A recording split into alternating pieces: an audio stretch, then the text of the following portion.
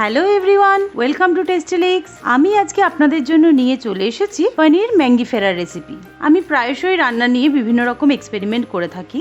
এটা তার মধ্যে একটা সাকসেসফুল এক্সপেরিমেন্টের রেসিপি। কিছুদিন আগে আমি খুব সীমিত কিছু উপকরণ আমার সাথে অ্যাভেলেবেল থাকায় সেটা দিয়ে একটা চটপটা পনির ফ্রাইয়ের রেসিপি ট্রাই করেছিলাম। সেটা একটা সব কিছুর কম্বিনেশন আর ফ্লেভারে তাতে আমি একটা দুর্দান্ত স্বাদের স্ন্যাক্স তৈরি করতে পেরেছি। তো চলুন আজকে সেই রেসিপিটাই আমি আপনাদের সঙ্গে শেয়ার করছি। চলুন তাহলে দেখে নিই এটা করতে আমাদের কি কি প্রয়োজন।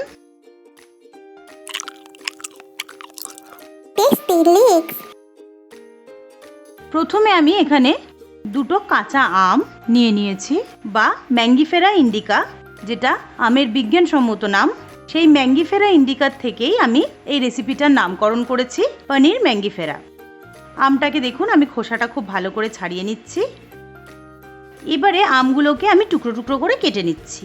যতটা সম্ভব আটি বাদ দিয়ে আমের শাঁসটুকু আমি বার করে নিচ্ছি। দেখুন আমগুলো আমার শাঁস বার করে কেটে নেওয়া হয়ে গেছে। এবারে আমি এটাকে নিয়ে নিচ্ছি একটা মিক্সিং জারের মধ্যে। আমি মিক্সিং জারের মধ্যে একদম টুকরো করে দিয়ে দিচ্ছি যাতে এটা খুব ভালো করে গ্রাইন্ড হয়ে যায়। এবার আমি এর মধ্যে দিয়ে দিচ্ছি 7-8টা কাঁচা লঙ্কা। কাঁচা লঙ্কাটা আমি একটু বেশি পরিমাণে এখানে ব্যবহার করছি। এটা একটু টক মিষ্টি ঝাল ফ্লেভারের হবে। আপনারা যদি কেউ খুব বেশি ঝাল পছন্দ না করেন সেক্ষেত্রে আপনারা কাঁচা লঙ্কার পরিমাণটা একটু কমিয়েও দিতে পারেন। এর মধ্যে আমি দিয়ে দিচ্ছি 2 টেবিল স্পুন জল, দিয়ে এটাকে আমি খুব ফাইন পেস্ট করে নিচ্ছি। দেখুন পেস্টটা আমার রেডি হয়ে গেছে। এবারে একটা কড়াই গরম করে আমি তার মধ্যে দিয়ে দিচ্ছি 1 টেবিল স্পুন রিফাইন্ড অয়েল। তেলটা একটু গরম হলে আমি তার মধ্যে 1 ইঞ্চি আদা গ্রেট করে দিয়ে দিচ্ছি। আদাটা কিন্তু আমের সাথে ফাইন পেস্ট তৈরি করে নেবেন না, আদাটা একটু মুখে পড়লেই ভালো লাগবে। আদাটা গ্রেট করা থাকলেই এখানে বেশি ভালো হবে। আদাটা একটু ভাজা হলে এবার আমি তৈরি করে নেওয়া আমের পেস্টটা এর মধ্যে দিয়ে দিচ্ছি। পেস্টটা দিয়ে মশলার বাটিটা ধুয়ে দিয়ে দিচ্ছি 1/4 কাপ জল, দিয়ে দিচ্ছি 1 টিস্পুন নুন, 1 টিস্পুন বিট নুন, 1 টিস্পুন হলুদ গুঁড়ো, দিয়ে এটাকে আমি খুব ভালো করে মিক্স করে নিচ্ছি। এবার আমি এর মধ্যে দিয়ে দিচ্ছি 1 টিস্পুন ভাজা জিরের গুঁড়ো, দিয়ে আমি এটাকে খুব ভালো মতো কিছুক্ষণ রান্না করব যাতে এটা অতিরিক্ত জলটা বা ময়েশ্চারটা শুকিয়ে যায়। মিনিট 3 মিডিয়াম ফ্লেমে নাড়াচাড়া করার পর এর মধ্যে আমি দিয়ে দিচ্ছি 1/3 কাপ আখের গুড়। আপনারা ইচ্ছে হলে এই গুড়ের পরিমাণটা একটু কম বেশি করতেই পারেন, সেটা যার যার টেস্ট অনুযায়ী করবেন। আখের গুড় অ্যাভেলেবেল না থাকলে সেক্ষেত্রে আপনারা মিছরি বা চিনিও ব্যবহার করতে পারেন, তবে যে কোনো আচারে গুড়ের স্বাদটা বেশি ভালো লাগে। এবারে গুড়টা খুব ভালো করে মিশিয়ে নিয়ে এবার আমি এটাকে ঢাকা দিয়ে রেখে দিচ্ছি মিনিট 10 জন্য লো ফ্লেমে। এবারে 200 গ্রাম পনির নিয়ে নিয়েছি। যেহেতু পনির ম্যাঙ্গিফেরা পনির তো লাগবেই, পনিরটাকে আমি লম্বা লম্বা টুকরো করে কেটে নিচ্ছি। দেখুন আমি কিভাবে স্লাইস করছি।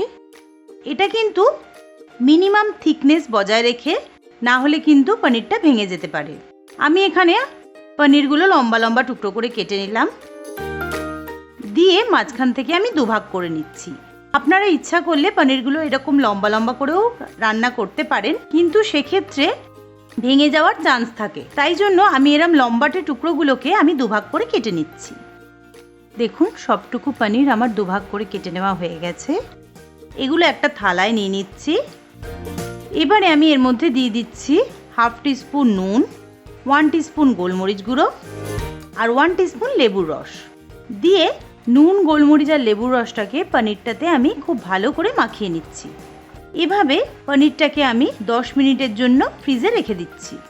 10 মিনিট পর ফিরে এসে দেখুন এটার কালারটা কতটা চেঞ্জ হয়ে গেছে। এবারে আমি এর মধ্যে দিয়ে দিচ্ছি 1 টিস্পুন লেবুর রস। লেবুর রসটা দিয়ে খুব ভালো করে মিশিয়ে নিয়ে এবার আমি এর মধ্যে দিয়ে দিচ্ছি 2 টেবিল স্পুন কর্নফ্লাওয়ার।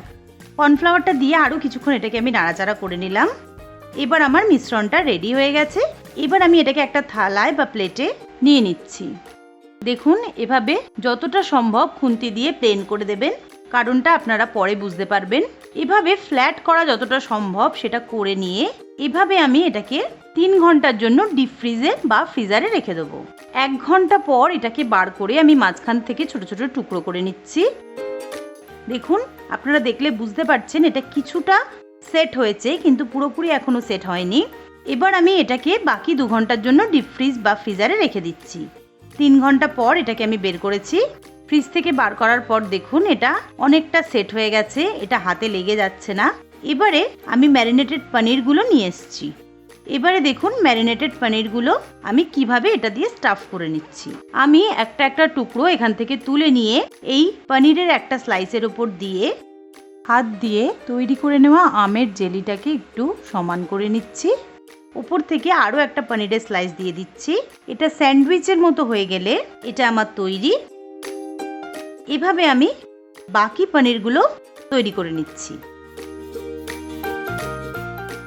দেখুন বাকি পনিরগুলো আমার এভাবে স্টাফ করা হয়ে গেছে।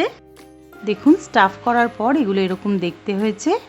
এবারে আমি একটা বাটি নিয়ে তার মধ্যে নিয়ে নিচ্ছি 4 টেবিল স্পুন ময়দা, তার মধ্যে দিয়ে দিচ্ছি 2 টেবিল স্পুন কর্নফ্লাওয়ার, দিয়ে দিচ্ছি 1 টিস্পুন নুন আর 1 টিস্পুন গোলমরিচ গুঁড়ো দিয়ে 1/2 কাপ জল দিয়ে আমি একটা মিডিয়াম থিক ব্যাটার তৈরি করে নিচ্ছি।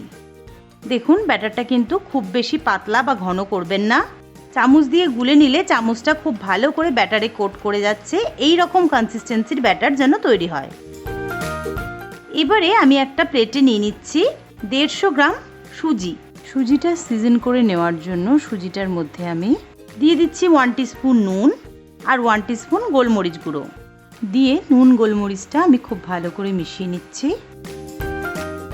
এবারে তৈরি করে নেওয়া স্টাফড পনিরগুলো আমি প্রথমে এই ময়দার ব্যাটারে ডুবিয়ে নিচ্ছি। অতিরিক্ত ময়দার ব্যাটারটা ঝেড়ে ফেলে এবার আমি সুজিতে কোট করে নিচ্ছি। এক্ষেত্রে বলে রাখি অবশ্যই কিন্তু এই কোটিংটা করার সময় 2টো হাতই ব্যবহার করবেন।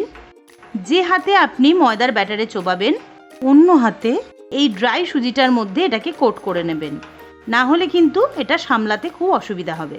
দেখুন প্রথম পনিরের কোটিং আমার কমপ্লিট, এটাকে তুলে নিচ্ছি। দেখুন একইভাবে আমি সবগুলো তৈরি করে নিচ্ছি। সবগুলো আমার ময়দার ব্যাটার আর সুজিতে কোট করা হয়ে গেছে। এবারে আমি একটা ছুরির পেছন দিক দিয়ে প্রতিটা সাইড থেকে একটু সমান করে নিচ্ছি। দেখুন প্রতিটা সমান করে নেওয়া হয়ে গেছে। এবারে তৈরি করে নেওয়া পনিরগুলোকে আমি এভাবে 10 মিনিটের জন্য নর্মাল ফ্রিজে রেখে দেবো, যাতে কোটিংটা খুব ভালো করে সেট হয়ে যায়। 10 মিনিট পর একটা ফ্রাইং প্যান গরম করে তার মধ্যে আমি দিয়ে দিচ্ছি 2 কাপ রিফাইন্ড অয়েল। তেলটা গরম হলে আমি ফ্রিজ থেকে বার করে এই স্টাফড পনিরগুলো এর মধ্যে একে একে দিয়ে দিচ্ছি।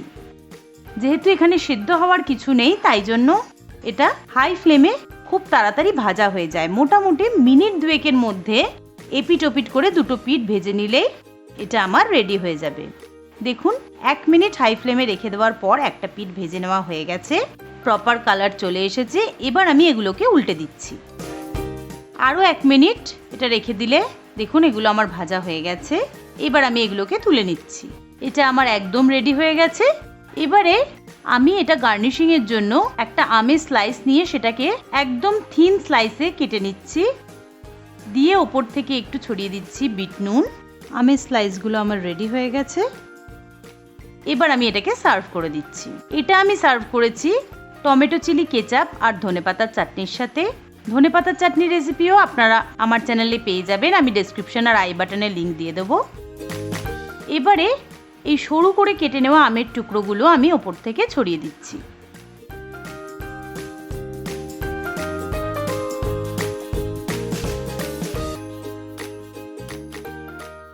তাহলে আর দেরি না করে এই চটপটা স্বাদের পনিরের রেসিপিটা আজই আপনারা বাড়িতে বানিয়ে নিন। এটা যখন আপনারা খাবেন এটা বাইরে থেকে ক্রিস্পি আর ভেতর থেকে পনিরের সাথে যখন এই আমের টক ঝাল মিষ্টি একটা চটপটা টেস্ট আপনারা পাবেন, দুটোর কম্বিনেশন অনবদ্য। আমার রিকোয়েস্ট এটা অবশ্যই আপনারা বাড়িতে একবার ট্রাই করবেন। আশা করি আপনাদের ভীষণ ভালো লাগবে। আমার ভিডিওগুলো আপনাদের কেমন লাগছে সেটা অবশ্যই আমাকে লিখে জানাবেন। আর আমার চ্যানেলটা ভালো লাগলে অবশ্যই লাইক করবেন, শেয়ার করবেন, সাবস্ক্রাইব করে আমার পাশে থাকবেন।